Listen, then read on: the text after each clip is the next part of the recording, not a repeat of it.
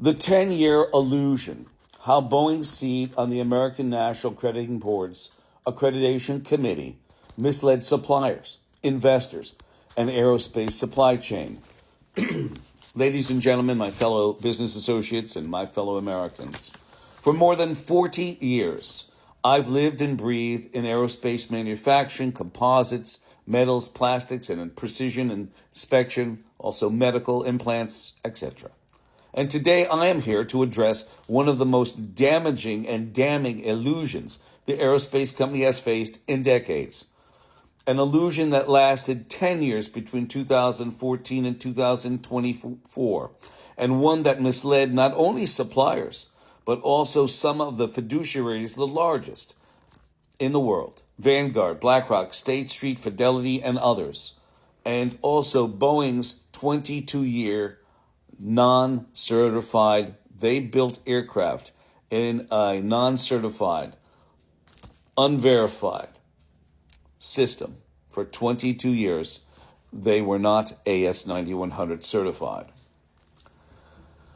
This illusion was rooted in something that should have been unquestionable: trust in accreditation, trust in the oversight framework that ensures aircraft components are produced under disciplined, independently verified management systems. But what happens when the system meant to protect the industry becomes structurally compromised? Not through secrecy, not through backdoor dealings, but through a contradiction placed in plain sight. I am referring to Boeing's position on the American National Accrediting Board's Management System Accreditation Committee, the same committee with the authority to grant, suspend, and withdraw quality management system certifications under the ANAB banner.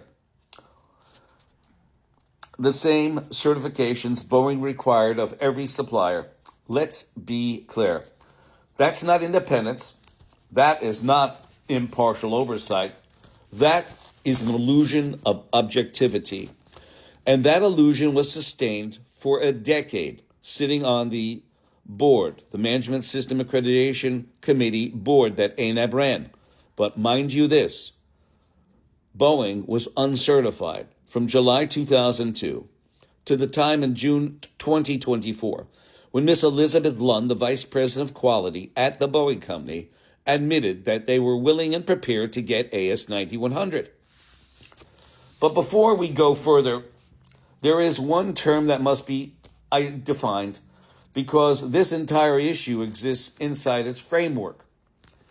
In 2003 October, the ANSI-ANAB formulated Heads Up 22, calling out the OASIS database, the online aerospace systems information system.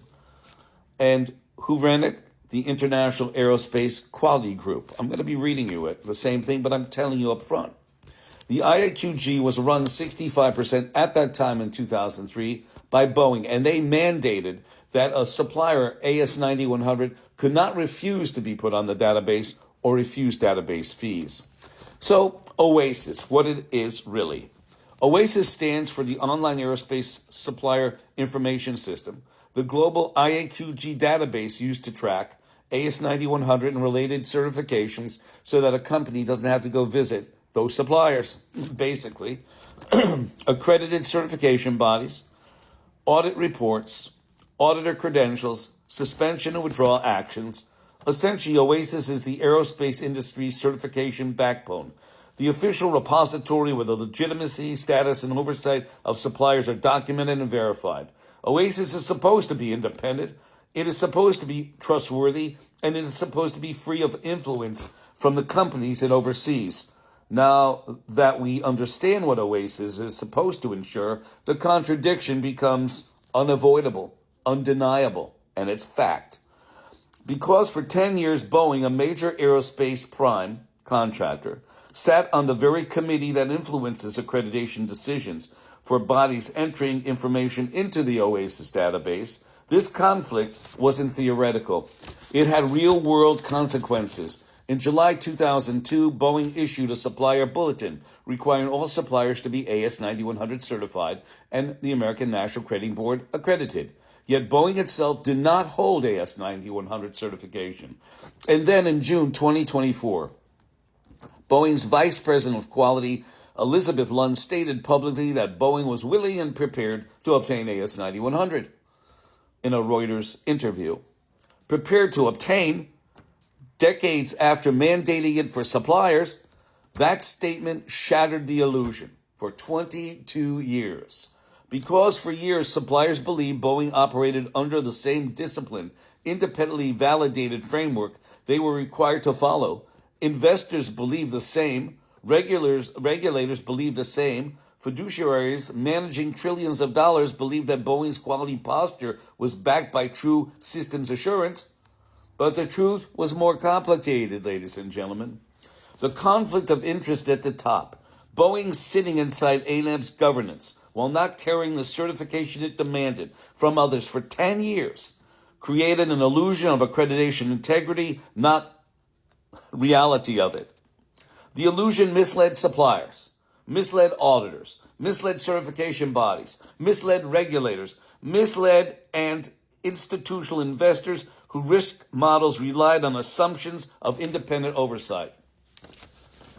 For a decade, the aerospace supply chain operated under a structural contradiction, one that transformed legitimate quality assurance into a perceived commodity, a procedural checkbox, rather than the shield of safety it was designed to be. This is not about tearing down an organization, ladies and gentlemen. It is about exposing the illusion so the industry can rebuild trust. Illusions can last years, but when they collapse, the truth hits harder than any audit or investigation. Because at the end of the day, transparency is not optional. Independence is not negotiable. Accreditation must be real, not an illusion. And I, Daryl Guberman, have busted open and exposed the largest industrial scam and fraud and fiduciary scam and fraud this world has ever seen.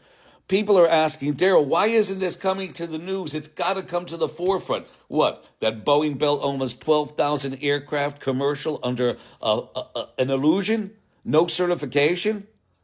And also military aircraft as well for 22 years, inclusive of the Ethiopian Air and Indonesian airline that killed 346 people. And the FAA is part of the problem. The DOJ is part of the problem.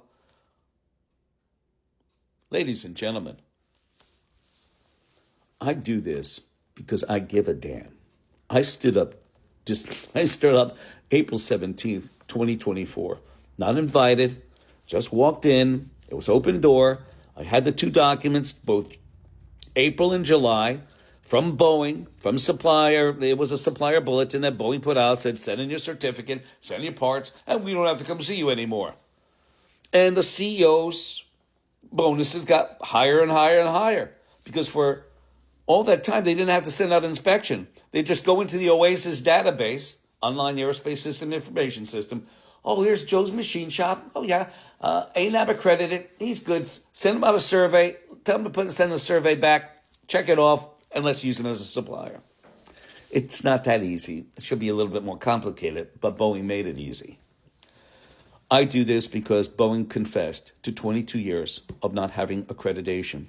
There are 12,000 aircraft, approximately, plus or minus, 400 plus or minus aircraft, military, flying around right now without it wasn't built properly under the same conditions. So the whole thing about quality certification, AS9100, is uniformity, continuity.